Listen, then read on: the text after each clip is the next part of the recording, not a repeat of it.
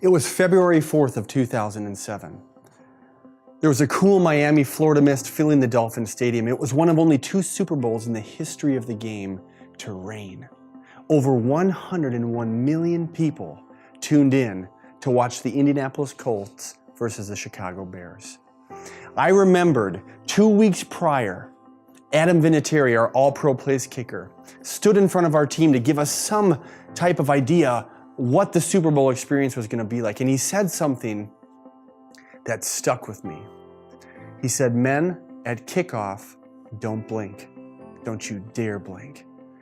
Fast forward 2 weeks, I'm standing on the sideline of Super Bowl 41, in between Tony Dungy on my right and Peyton Manning on my left.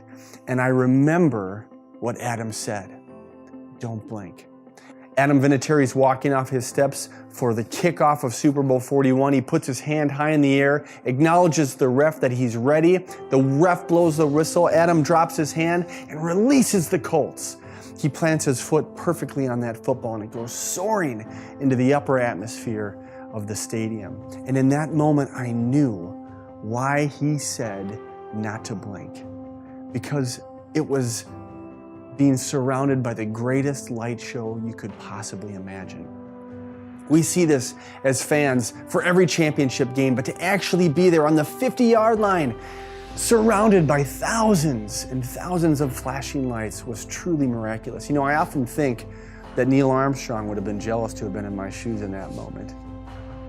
And then all of a sudden, the football came out of those flashing lights and into the hands of the most deadly return man in the history of the game, Devin Hester, who proceeded to run the ball all the way back on the first play of the game. Are you kidding me? If I'm being completely vulnerable with you, I remember in that moment, my heart sank into my stomach. And a culture of fear began to creep in. And I began to already contemplate, is this foreshadowing the rest of the game? Is this how it's going to end for us? And then I looked to my right at this great leader, my head coach, Tony Dungy, not paying any attention to what had just happened, as almost if it didn't happen.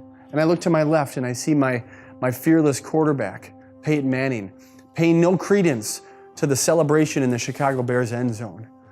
And immediately, standing in between these 2 great leaders, I was enraptured back into this championship culture that was created in Indianapolis.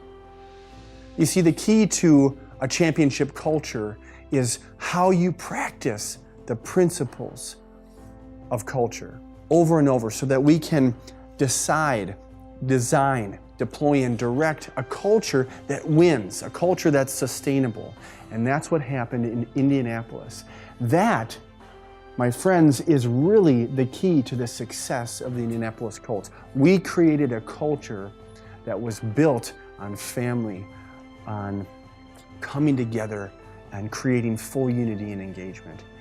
And that's why I'm so excited about being able to bring culture, winning culture, into your organization.